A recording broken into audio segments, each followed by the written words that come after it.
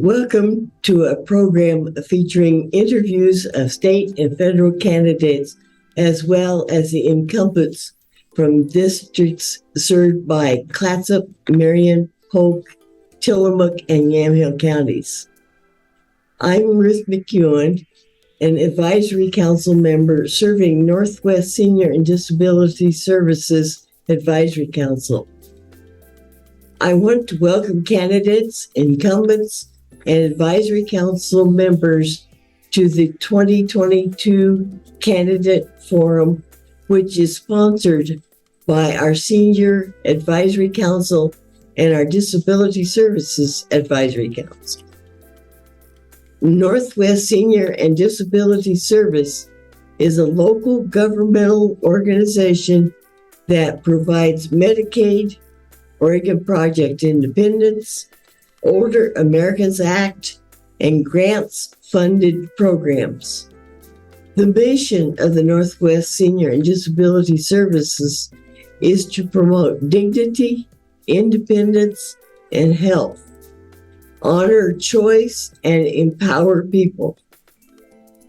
The assistance and support we provide consumers include information and assistance, in-home and community-based services, and financial and medical help, meal sites and home-delivered meals, option counseling, adult protective services, Medicare counseling, peer mentoring, money management, as well as health and wellness programs.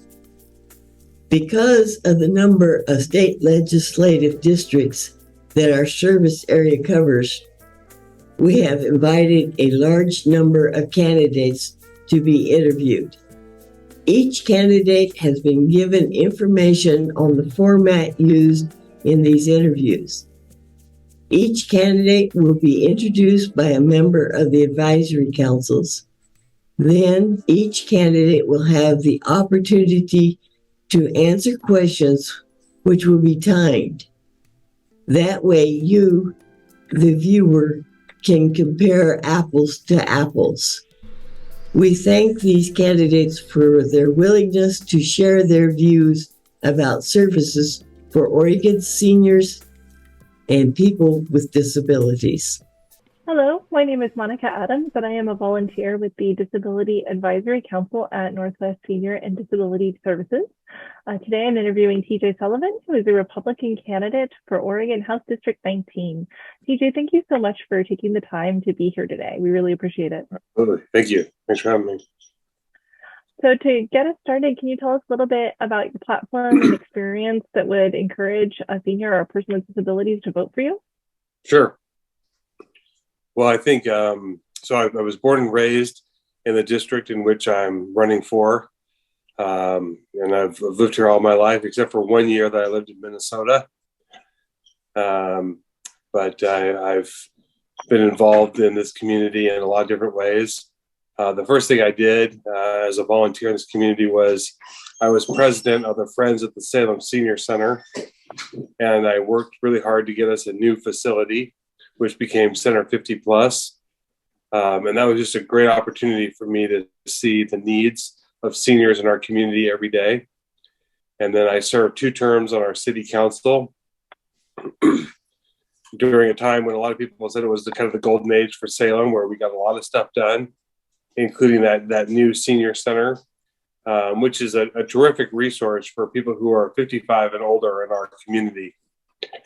And, you know, my mom is still with us. And so I get a chance to spend time with her and see what her needs are. And it's not different for the parents of other friends of mine who I'm in contact with. And so I think, you know, in this position in the state house, I always joke around that you will now have a friend in the legislature once I get elected, because there's a lot of people that feel like they don't have a voice in that building. They don't know anybody that works in there. And I just am very connected and plugged into this community with having gone to school here and tied in with all my parents' friends. It's kind of funny in the neighborhood we live in now. A lot of my friends' parents are starting moving in around us, and so we go to welcome somebody new to the neighborhood. They're like, "Oh, we remember you. You went to elementary school with our daughter, or you went to middle school with our son." That's just a weird reaction to get at somebody's door.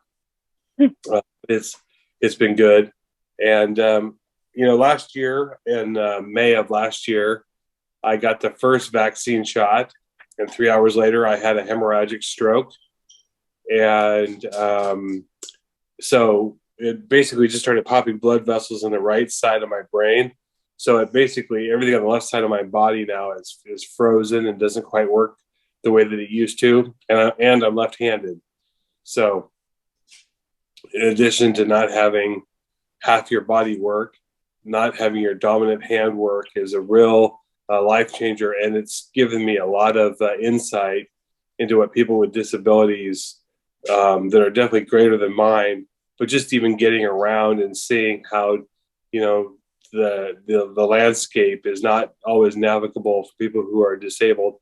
I don't know that I would have. I mean, don't get me wrong. I really wish I wouldn't have had the stroke. However, the insight that it's given me to what people who are dealing with disabilities, what they're going through, I'm just amazed how many people will not move out of my way when I'm coming down a walkway, and I'm like, do you even see me? Do you even realize how difficult it is for me to try and move out of your way? And so I feel like I will get healed back up, and when I do, I'm going to be a lot more aware of the landscape for people who are disabled, and it's given me a greater insight, I think, into what they're going through more than what somebody who is completely physically healed up would perceive.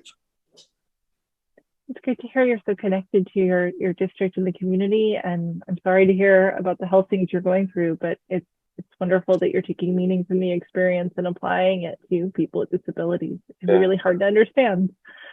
Yes. Can you tell us a little bit about what you know about the OPI program and how it improves life for seniors and people with disabilities? Yeah, I'm not 100% familiar with it. I'd have to do some more research and get more information from the folks that are involved in it. Yep, absolutely. If you'd like to take a look, it's called Oregon Project Independence. We work with them a lot, and it is funding to kind of help people with disabilities and seniors maintain their independence in their homes and get around, especially when there's barriers and things like that. So just kind of a follow-up question. In this role, because you'll be in the state legislature, how would you prioritize state funding, especially funding that we get matching from federal programs like Medicaid, for services to increase access and other services for seniors and people with disabilities? Yeah, and I think that there's, I go back to, I think about just my own mother and how she tries to get around, and the having opportunities for services for her to help her navigate. I mean, she's definitely a consumer, and getting her around helps to put dollars into businesses. And so I know that that's true for other seniors. And so I think that that's, in my business, I would say that before we spend a dollar, we always ask, is this dollar going to make us another dollar? Or is it going to help us save a dollar? So when it comes to spending to help folks stay in their houses and or get around, all those things, I feel like if you spend a dollar, you're going to get it back, because those dollars are going to get multiplied by helping people get out or hiring services. I know for my mom to stay in her house, she has hired people to come in and help take care of her yard. And she has a grandson who would love to mow her lawn, but I think he wants more than she's willing to pay. So but she does have folks who come in and help take care of her yard. And that, by staying in her house longer, she's building up some equity that will help her as she gets older. And those are all good things. So from a prioritizing standpoint, I would say, I guess I would look at it as what's the what's the benefit, and maybe I would see a benefit where other people wouldn't by having a mom who is, in that age range. Absolutely. So I think we've talked a lot about mobility issues and kind of bringing something up with living independently. One thing we see a lot for seniors and people with disabilities is there's an increased risk of homelessness and food insecurity, especially at this time. What would you propose doing on a state level to make sure that seniors and people with disabilities don't lack accessible housing and are receiving appropriate nutrition? Yeah, I mean, I think that's probably one of the best things that we did with the senior center, and I guess I would look to replicate a lot of the services that we're providing around, because there was a lot of things that we were doing that were helping them to maintain the dollars they were receiving. I'm always dismayed at how much seniors are targeted for scams. And one of the best things I think that we did at the senior center was providing them having free accounting services in there, where people who are seniors would come and they would bring all their personal information, and being able to sit down with somebody who is a trusted advisor to do their taxes and not look to take advantage of them and make sure that their information stayed private. But as far as homelessness goes, I think seniors my take on it when I was working with the senior center was seniors who become homeless, there is not because of personal lifestyle choices that has led to their homelessness. It's honestly, they've just taken care of themselves and they've outlived their money. And that's something where we as a community should rally together to take care of these folks. And so from a housing standpoint, I would say I would almost adopt like a seniors first mentality, that we would look to house seniors before we look to house some of the other folks that are homeless. And I know that's a hard line to say, that we're going to pick some people over others, but honestly, a lot of times with seniors, they've paid their dues and they deserve to get that housing first. And I guess that would be my mentality going into that, would be, as we get money in for housing, that we'd look to house our seniors first, because they're also on the streets. They would also become the most vulnerable. Mm-hmm. Thank you. So kind of a final topic to discuss. What would you as a legislature do to address behavioral health issues and needs that have been brought on by the combination of health issues and isolation related to the pandemic over the past few years? I really think that one of the things that we've, in this state, where we've done a really poor job, is taking care of what I call the innocents. And that means kids and people with mental health issues. And we're just not investing in mental health at a level that we need to. And so I would like to see us make a much greater investment into mental health. We've gotten in a lot of one-time dollars, and we've taken and we've spent them on things that don't provide. I mean, we need to admit that this last year has been hard on a lot of people, especially kids and seniors. And so when we get in one-time funds, we really need to be prioritizing them in for mental health, both for kids and for seniors, and really for anybody. I think that as we do that, right now in Salem, there's a waiting list to get in to see people who are trained to help people with mental health issues. And even if it's just coming in, just sitting down and talking to somebody, and seniors have got so much to offer. One of the things that the Wilson House, which is a senior living facility here in Salem, one of the things that they do is they open up their facility to kids. And it's great for the seniors, but it's even better for the kids to come in and spend time with these seniors and just talk to them. And the wealth of knowledge that they have is great. And these folks invest in these kids, and it makes everybody's life better. But I'm convinced it's also good for the seniors as well. But we need to make a greater investment into mental health so that people can get the help they need to deal with some of the effects of this pandemic. Absolutely. Thank you.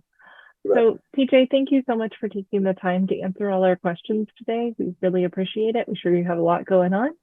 And to everyone watching, thank you for joining us today for this interview with TJ Sullivan, who is the Republican candidate for Oregon House District 19. I want to thank the candidates on behalf of the members of the Senior Advisory Council and the Disability Services Advisory Council of Northwest Senior and Disability Services for attending our candidate interviews. Copies of the interviews can be checked out from Northwest Senior and Disability Services by calling 503-304-3451. Again, that number is 503-304-3451. We hope the information that has been provided will help you make informed choices when you vote. The opinions expressed here are not endorsed by Northwest Senior and Disability Services. For more information or to get connected to services provided by Northwest Senior and Disability Services, please call 1-866-206-4799. Again, that number is 1-866-206-4799. The advisory councils for Northwest Senior and Disability Services would like to thank Capital Community Media for the production of the forum. Thank you for watching.